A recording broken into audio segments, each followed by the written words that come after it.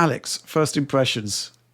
I guess the first impressions was, wow, this is running on a base PS5, which was not necessarily my expectations of what this demo would have been.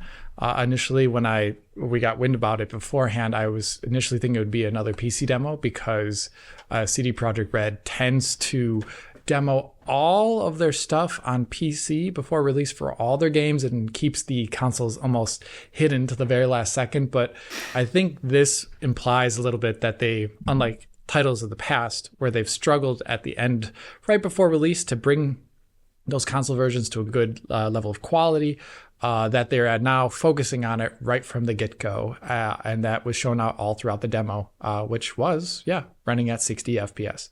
Mm-hmm. Impressive stuff. I guess the question we need to address first of all, and it's the question that was asked of me pretty much directly after the presentation finished, the plausibility factor. Is this actually running on a base PlayStation 5 or not? Right. I'm just going to say yes right from the get-go right there. And there's a lot of contributing reasons to believe CD Projekt Red, as well as Epic and Unreal Engine. Well, for one, Epic is putting their reputation on the line by doing this as the center piece showcase at Unreal Fest. If they were lying, that'd be a pretty big thing, both for their investors as well as the very serious contracts from the people who are buying the engine to use it and using it, paying money. But regarding the presentation of it itself, there's a lot of aspects of it where you can see flaws that you wouldn't imagine they would put in there for the purpose of showing a PC version of the game. We had access, everyone was watching this either on the stream or after the fact on YouTube. And a lot of the re-uploads were of a 30 FPS stream, which wasn't very nice, to be honest with you. It would have been nice if that was also 60. But the 60 FPS asset we got after the fact was very, very large. I mean, it is quite a long video. It's like 17 minutes in total, I believe, from beginning to end. But it was like almost 23 gigabytes and above 200 mbit. So it is very high quality footage. It's higher quality footage than, for example, my archive footage at its best is usually, yes. Which says a lot. And I'm storing stuff, long term at high quality for the purpose of comparisons. So it was very high quality. And that allows us to examine the IQ more. I think it was kind of obvious already over even the 4K 30 streams that we weren't looking at a particularly precise looking presentation. It didn't look 4K, I would say.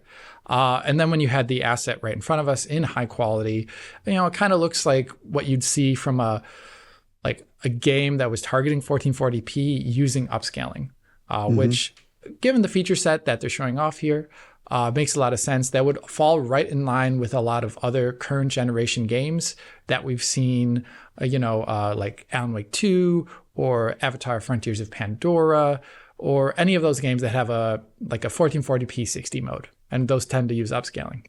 Yeah. It looked a lot like that, basically. Still, I would advise a little bit of caution about what we're seeing right here, just because they specifically call out the fact that it isn't Witcher 4 the game, but it's Witcher 4 the tech demo. So we're seeing things that won't end up in the final game, probably. We're also seeing probably a different level of polish, because The Witcher 4 is going to be a large open world game, and it's going to have much more varying scenarios and varying levels of artist inspection for a very large open world. Yeah. And so you'd imagine that there'd be more variability of load potentially. There could also be less areas of polish. And specifically regarding the frame rate, just for the sake of it, I could tell by eye, but just for the sake of it, I ran it through our tools. It's flawless throughout. And there's one aspect of the demo that I may not end up being in the shipping version of The Witcher 4, and that is that camera cuts are actually played out flawlessly. A lot of Unreal Engine games, even really well-polished ones, will still drop a frame on camera cut because dynamic resolution can't tell you what's happening a frame ahead of time, and it sometimes is a bit too high res on a camera cut, and it has to drop because the frame goes over budget there, and you'll see like 33 to 50 millisecond frames in between camera cuts. And that's really typical to find in an Unreal Engine game, and even almost any game, actually. And sometimes devs do it on purpose, like in Doom: The Dark Ages, they hold on camera cuts, even on super high-end PCs that are running at like 200 FPS, because they want their RTGI to propagate and denoise, so you don't get super raw cuts on camera. And here they actually play out flawlessly at 16.6 ms, which is beggars a little bit belief there. I'm curious how that happened. But as a result of that, you can see when the camera moves really quickly, or when there's camera cuts, you can see flaws in image quality. For example, lighting takes a bit, like when the coin flips, they show the coin on the ground and the lighting switches within the span of one frame to a different time of day, and Siri picks up that medallion or coin. You can see that the lighting there actually takes a while to propagate after the camera, after the time of day switches. Also, after camera cuts, you can see a lot of materials and textures loading in over, like 5 to 10 frames, depending upon the scene. Same thing when the camera moves really quickly, you'll see stuff like that. There's also like low levels of anisotropic filtering throughout all the demo.